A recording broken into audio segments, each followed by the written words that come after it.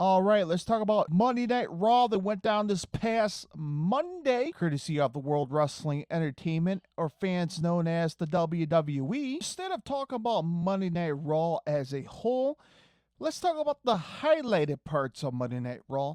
My opinions and my thoughts this past Monday on the USA Network. So right before Monday Night went live on the USA Network at 7 p.m. Central Time, of course. As I mentioned, I'm recording from the beautiful suburbs of Chicago, Illinois. And yes, Monday Night Raw was being held at the Allstate Arena in Rosemont, Illinois, or fans known as Chicago, Illinois. Prior to Raw going live on air, man, my Twitter feed was blowing up. Well, gee, what's going on in Twitterland? Well, there's been reports of many things before Raw went on air. Here's a few things that was blowing up on social media prior to Raw. Number one, Vince McMahon. That's right. Well, apparently it's been reported from PWInsider.com and FightfulSelect.com that Vince wasn't in person at the Allstate Arena in Chicago. So he was not, as I repeat, not present at the Allstate Arena. And apparently it's been reported that he's been rewriting the scripts for Monday Night Raw last minute. Are you surprised? All right, number two, Triple H has announced on social media that he has a huge announcement. Later on Raw, it will be featured in the graphics throughout Raw, stating that it will be a ground-shaking how they word it, a ground-shaking experience for WWE. It will shake the earth, or how the hell they phrased it. Okay, so that was announced on social media. Fans are wondering what's this big news they're going to be. Will Paul Triple H Tony Khan Levesque will come out and make a big announcement to let the fans down, or we don't know. This is prior to Raw, okay? So fans are speculating on social media, what's the big announcement from Triple Paul? And then number three that's setting the social media on fire across the world. It still is today. It's been reported from Mike Johnson of PWInsider.com. That's right, he gets the credit, of course. It's been reported that CM Punk was backstage at Monday Night Raw prior to the show going live. So let's talk about it. And let's debunk this rumor that Punk is going to the WWE. BS. I'm telling you that right now. It's BS. He's still under contract with AEW. Obviously, there's been reports of Warner Brother being interested and putting a lot of money to get Punk back. So there's some big lawsuits going to happen. It's going to go down if Punk decided to do a little bit of shady, dirty business behind AEW's back, which, look, it's ludicrous, right? So there's zero chance in hell that Punk will be joining the World Wrestling Entertainment, okay? So just get that out of the way. Number two coming out of this, it's been reported that Punk was in Florida doing MMA commentary work, of course. Report from Mike Johnson of PW Insider. And apparently coming from Mike Johnson that Punk was on the flight coming back to Chicago. That was also included WWE talents and producers. While sitting with the talent on the plane, of course, he learned Raw was happening in Chicago and showed up in the afternoon brought in by other talents. Punk talked to several people backstage in the common area, including The Miz and Paul Levesque. According to PWInsiders.com report from someone who saw the interaction, Punk and Levesque shook hands and asked if he and Levesque could talk for a few minutes. Levesque allegedly said he had to make sure that it was okay with Vince McMahon. Shortly after, CM Punk was confronted by the head of security of the WWE to escort him out of the building. Now, the Wrestling Observer, Brian Alvarez, has said that Punk was there roughly around 20 to 25 minutes before he was asked to leave, which he did with no issues. All right, so let's stop right there. Let's break this down a little bit. 1, why is Punk backstage at Raw? 2, what's the motivation behind it? 3, how could this affect between him and his supposed working, rebuilding relationship with AEW? Those are the 3 questions fans are still trying to figure out here, folks, including myself, on these 3 topics. These 3 questions has been running through my mind the past 24 hours. Now, fans are fans. Pro wrestling fans that I'm talking about here. Look, he's not going to the WWE. Dave Meltzer from WrestlingObserver.com is obviously reporting that there's some feelers behind it of him going to the WWE.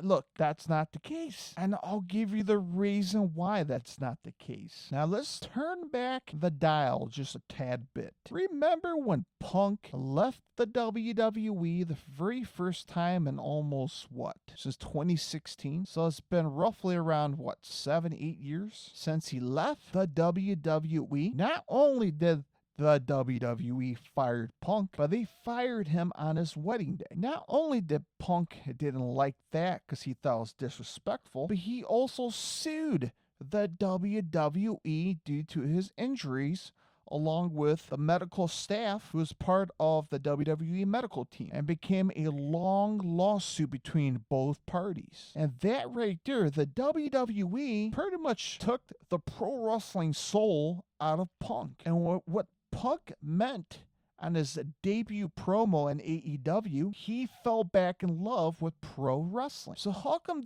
all these pieces together, all of a sudden Punk wants to go back to the WWE? Come on, think about that for a second. He's not going back, folks. And look, Vince is very smart to not allow Punk hang around backstage, okay? After what all of that happened between both parties, and Tony Khan. Tony Khan's very vicious when he finds stuff like this and posts it on social media. He's very sensitive to this stuff, and he can fire back with all legal drama. Okay, let's just say that. If things get a little bit more deeper. So that right there is out the window. Now, I want to know what's the motivation.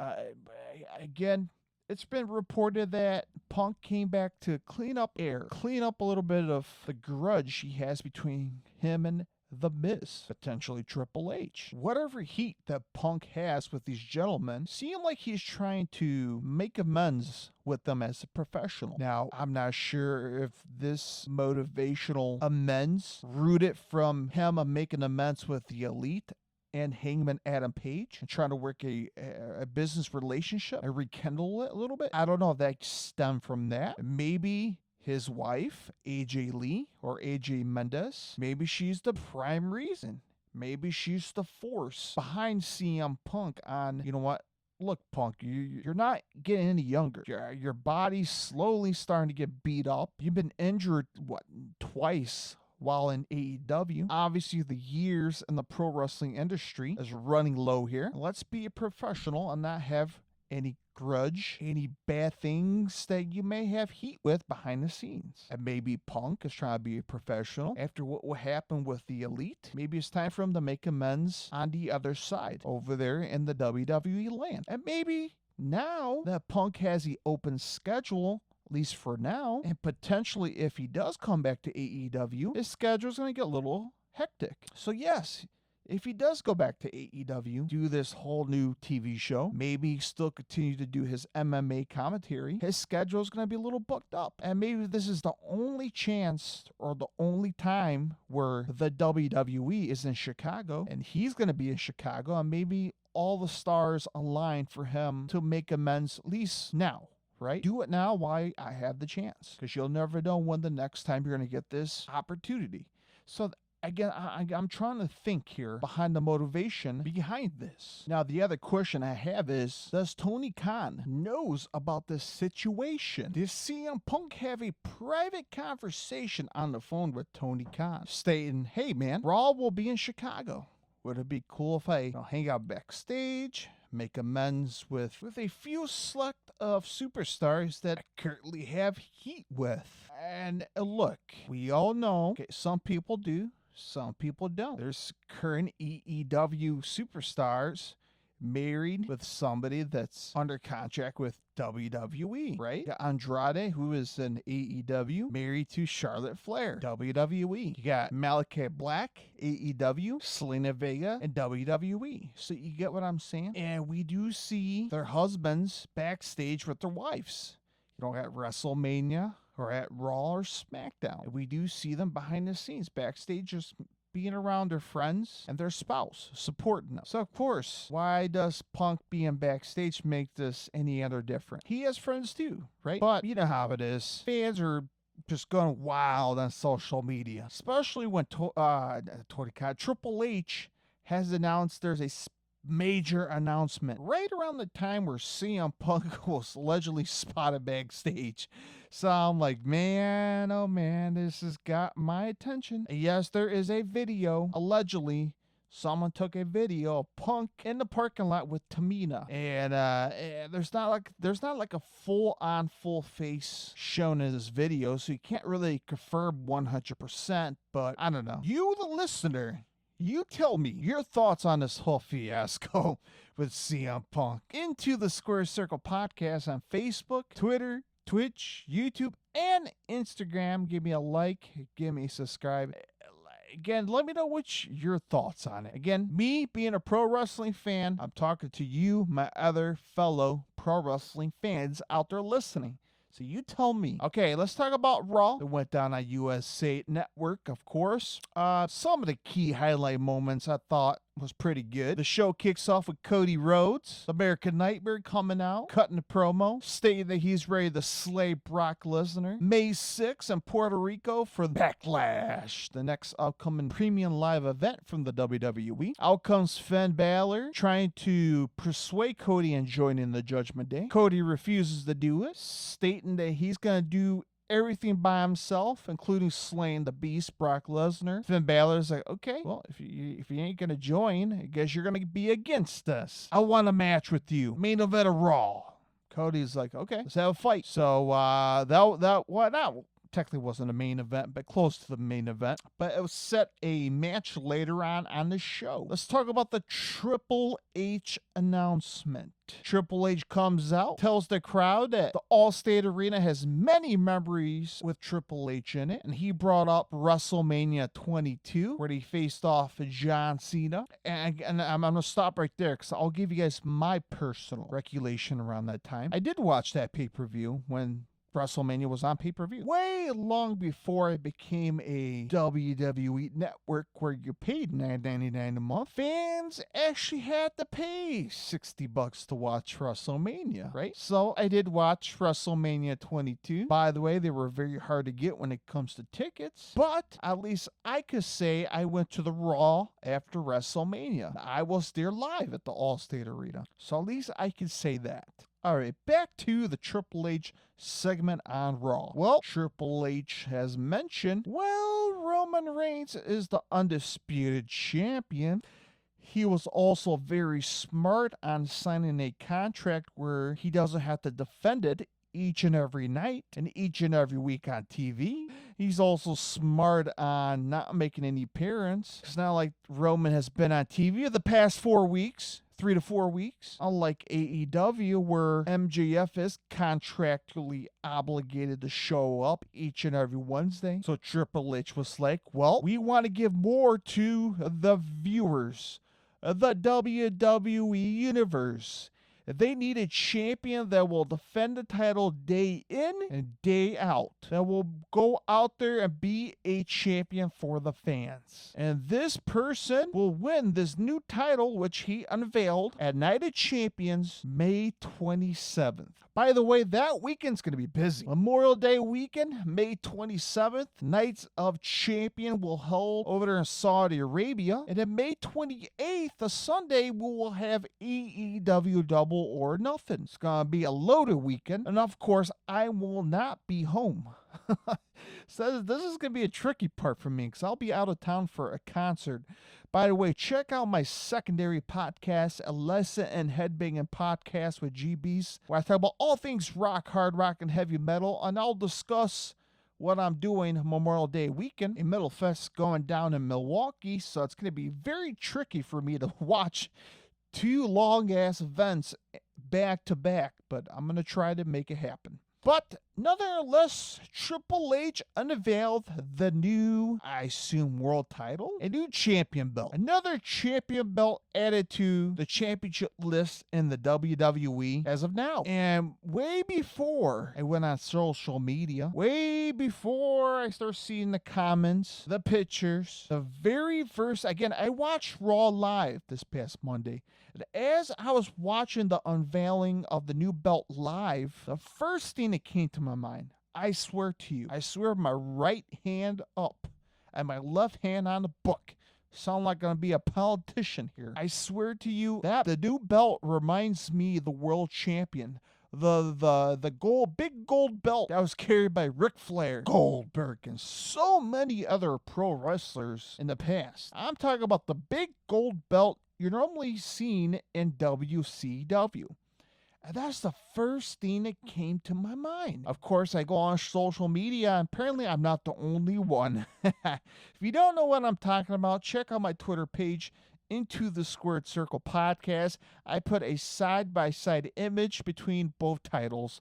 Let me know what you think. Now, it's different. The title is unique. It's not a generic WWE title that all looks the same with a big fat W logo on the middle of it. It's unique. It looks prestige somewhat. And that's what Triple H says. This title will be prestige and they will be defended night after night. And it will actually means something. So I hope so. Now let's fantasy book. Who's going to be the inaugural new champion on this new, I assume, world champion or TV champion? However they're going to call this champion. Now, Seth Rollins cut a promo later on the night. And I got to say, this is probably one of the best Seth Rollins promos I have seen in a long time. And I tell you what, I'll be honest. I'm not a big fan of this whole Joker gimmick. I don't like this Joker gimmick. Give me the Seth Rollins, formerly known as the Architect. Give me the Seth Rollins who was in the Shield, or just some of it. Give me Tyler Black from Ring of Honor. Give me that Seth Rollins. Don't give me this goofy, wacky, Joker-inspired gimmick. Give me a Seth Rollins that means business. They will kick ass and take names. Give me that Seth Rollins. This promo, I enjoyed it. You know why? His mindset is on the new title. Seth Rollins is no stranger to the world champions. So he is a potential contender to win this title, which a lot of fans agree he deserved to get this new title. Who else could go on to win this debut inaugural world champion? And think about it, as a business standpoint, someone who will have her face slapped on side of the stadium when you're walking in the parking lot going into the venue for the next major pay-per-view. Someone who will be on the face of a cereal box. Someone that will be on the morning show the day after the big night they defend the title or win the title. Could it be Bobby Lashley? Maybe. I think he should stick with the U.S. champion. Someone who will be the face of the company. Now, fans are wondering, Cody Rhodes. Okay, well, I'd rather see Cody and Roman go after for the undisputed champion. Just leave that alone. Austin Theory, maybe. Give him a few, maybe, I don't know, a year or so. He could be the champion. But I'm talking about inaugural.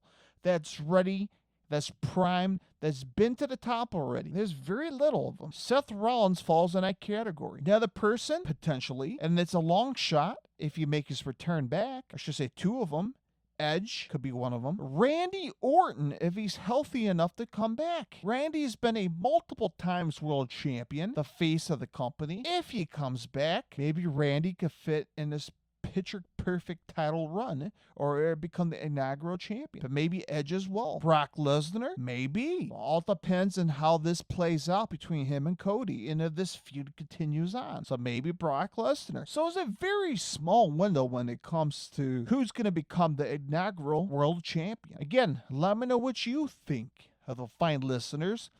Into the Square Circle Podcast on Facebook, Twitter, Twitch, YouTube, and Instagram. All right, as I mentioned, we had a match between Cody versus Finn Balor. It was a good match, of course. Both men went to war. And the outcome of the match, of course, was Cody Rhodes. Shortly right after that, we had a main event match between Damian Priest and Rey Mysterio. And of course, the outcome of the main event match was the victory by disqualification, Rey Mysterio. Now, all night, they've been teasing the Bad Bunny is on his way to the arena. Here he is in Rosemont. He is in the parking lot at the Allstate Arena. When will we see Bad Bunny? So, right after the match, Damian Priest hit Rey Mysterio with the South of Heaven. He goes to the outside of the ring and clears the announcer table. One of the Bad Bunny's song plays. Out comes Bad Bunny with a kendo stick.